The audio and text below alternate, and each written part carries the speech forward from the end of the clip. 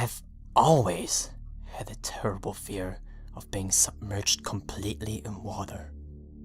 Not that I can't swim or anything. My dad made me learn. He said I almost drowned when I was really young.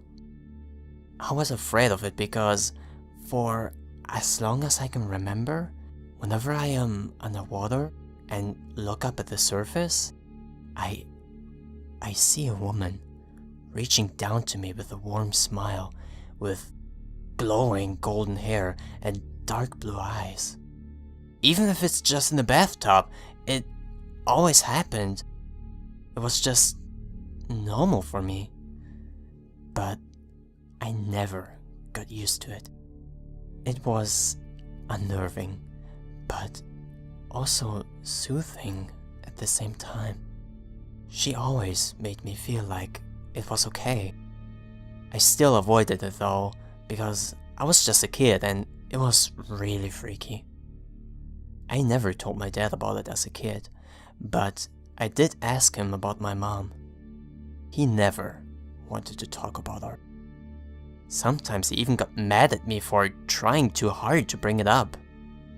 It was only recently that I described this apparition to him. He nearly drove into a telephone pole. Obviously, he knew something. I asked him again about my mom. He still would say much, except that she died when I was very young, and that she loved me very much. He also admitted that her hair and eyes were those colors, just like mine. So I did some research on my own, looking up her name for myself on my birth certificate and trying to find any references I could find.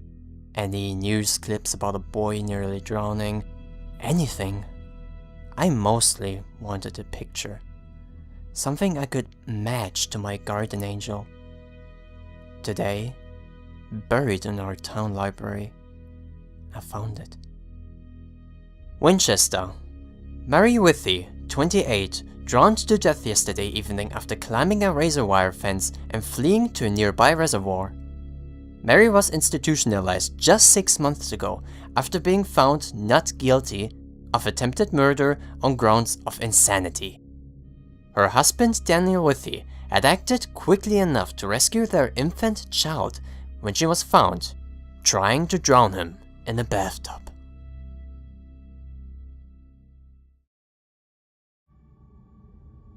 In the winter of 1944, with overdeck supply lines in the Ardennes, a medic in the German army had completely run out of plasma, bandages, and antiseptic.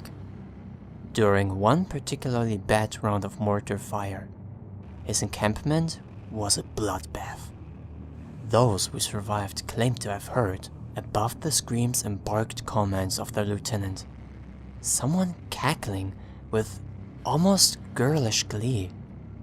The medic had made his runs during the fire in almost complete darkness, as he had so many times before, but never had he been this short on supplies. No matter. He would do his duty. He had always prided himself on his resourcefulness. The bombardment moved to other ends of the line, and most men dropped off to sleep in the dark, still hours of the morning. New Year's Eve, 1945. The men awoke at first light with screams. They discovered that their bandages were not typical bandages at all, but hunks and strips of human flesh. Several men had been given fresh blood transfusions, yet there had been no blood supplies available. Each treated man was almost completely covered, head to toe, with the maroon stain of blood. The medic was found, sitting on an ammunition tin, staring off into space. When one man approached him and tapped him on the shoulder, his tunic fell off to reveal that large patches of his skin, muscle, and sinew had been stripped from his torso, and his body was almost completely dried of blood. In one hand was a scalpel, and in the other, a blood transfusion vial.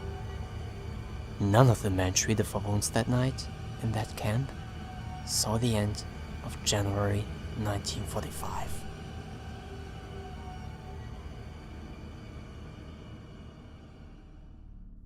Linda has always been the apple to her father's eye. She was a beautiful 14-year-old girl with blonde, curly hair and big blue eyes. She had many friends, for she was one of the most popular girls in school. Her greatest pleasure was fashion. She was always dressed in the newest, fanciest, most expensive clothes. Just this week, her father bought her a ridiculously expensive green Italian leather jacket, which she wore always, everywhere. Her second greatest pleasure were horses. Just last month, her father bought her a ridiculously expensive imported German dressage horse, which she bragged about to anyone who would listen. Just yesterday, Linda was out riding said horse, galloping across acres and acres of farmland. No one was going to stop her. She didn't care if a horse was trampling down crops and straw. Her daddy was always going to get her out of trouble. He always had. When her horse bolted and she fell down to the ground, she didn't cry out in anger or pain, though she did hurt herself. She was hit by surprise. Never had something so unpleasant happened to her, and she wondered when someone would arrive to comfort her. Surely someone must have seen her fall. Everybody always looked at her. But not today. No one saw her vanish into those tall crops in the field. She called out, but no one answered. She realized with horror that she couldn't get up, for she wasn't able to move her legs even an inch. She laid there for what seemed like hours between tall green crops. And when she heard the sound of farming machines approaching, she grew to hate that damn grass green jacket.